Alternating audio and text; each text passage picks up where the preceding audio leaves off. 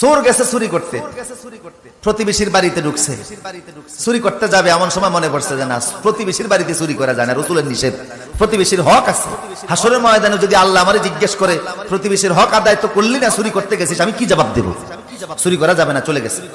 পরের দিন গেছে চুরি করতে আরেক ঘরে, ঘরের ভিতরে চুরি করতে যাবে, দেখে যে মূর্তি, খুঁজ দিয়ে দেখে এটা খ্রিস্টানের বাড়ি। আরে যিশু খ্রিস্টের মূর্তি এই বাড়িতে, বুঝে গেল খ্রিস্টান। বিদুর্মীর ঘরে আমি মুসলমান চুরি করবো, এটা হয় নাকি? বিদ্রোহীর ঘরেও চুরি করলেন না। এরপরে গেছে আরেক ঘরে, যে দেখে ওই ঘরে মূর্তির সংখ্যা আরো বেশি, এটা নমস্কারের ঘর, হিন্দুদের ঘর। ভাবলেন এই ঘরে তো আরো চুরি করা যায় না, ওরা মুশরিক। এরপরে চিন্তা করলেন না না, একটু দূরে যাই। চতুর্থ রাতে দূরে চলে গেছে এক বাড়িতে, ঘরে যায় ঢুকছে, চুরি করবে। দোতলার ভিতরে সিন্ধুক, দোতলায় উঠে সিন্ধুকের টাকাগুলি নামে গুনতেছে। গনার সময় দেখে কিছু টাকার উপরে লেখা আছে এটা হালাল টাকা, এই টাকা যাকাত দেওয়া হয়েছে। কিছু টাকার গায়ে লেখা এটা অবৈধ টাকা, এই টাকা যাকাত এখনো দেওয়া হয় নাই। চোর চিন্তা করে, চুরি যখন করবো তো হারাম টাকা চুরি করে লাভ কি? হালাল টাকাই করি যেটা যাকাত দেওয়া হয়েছে।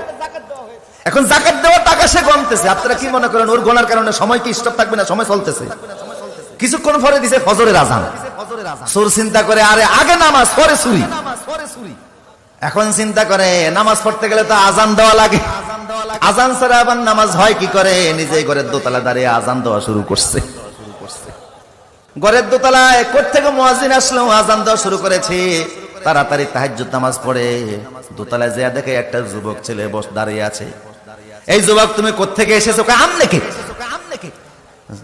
উনি বলে আমি এই ঘরের মালিক। কয় ফজর নামাজ পড়ছেন নি? কয় না এখনো পড়ি নাই। উযু আছে নি? কয় উযু তো আছে। একামত দেন মিয়া। চোর হইলো ভালো করে জানে যে নামাজ পড়তে হলে আজানও দেওয়া লাগে, একামত দেওয়া লাগে। বললো একামত দেন। বুড়ারে পাশে দাঁড় করায়া একামত দিয়েছে, নামাজ পড়া শুরু করে দিয়েছে। এত সুন্দর তেলাওয়াত, ঘরের মালিকের চোখ থেকে টপ টপ করে পানি পড়া শুরু হয়ে গেছে।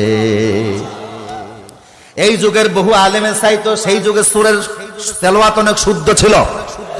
কথা বলেন ঠিক কি না? ওরা তিলেল কোরআন তার তিলা, কোরআন তেলাওয়াত করা লাগবে শুদ্ধভাবে। কিভাবে? কিন্তু বহু মুসলমান আছে 70 থেকে 80 বছর বয়স হয়ে গেছে, 40 বছর নামাজ পড়তেছে, এখনো তেলাওয়াত শুদ্ধ। রাসূল বলেছে রুব্বা কারিন আল কুরআন ইয়ালআনুহু, অনেক মুসলমান আছে কোরআন তেলাওয়াত করে অথচ কোরআন তাদেরকে অভিশাপ দেয়। এই অভিশাপ থেকে বাঁচতে হলে কেরাত শুদ্ধ করার দরকার আছে না নাই? আর বাংলাদেশে এর চাইতে বড় সুযোগ আর দুনিয়ার কোনো দেশে নাই। কারণ এত আলেম, এত মসজিদ, এত মাদ্রাসা পৃথিবীর আর কোন দেশে। আমার প্রিয় সুদীপ, নামাজ পড়া যেমন ফরজ, কেরাত শুদ্ধ করা। চোর তেলাওয়াত শুনে গৃহস্থ মানে খুশি হয়ে গেল, খুশি হয়ে বলে তুমি কে, তোমার পরিচয় দাও।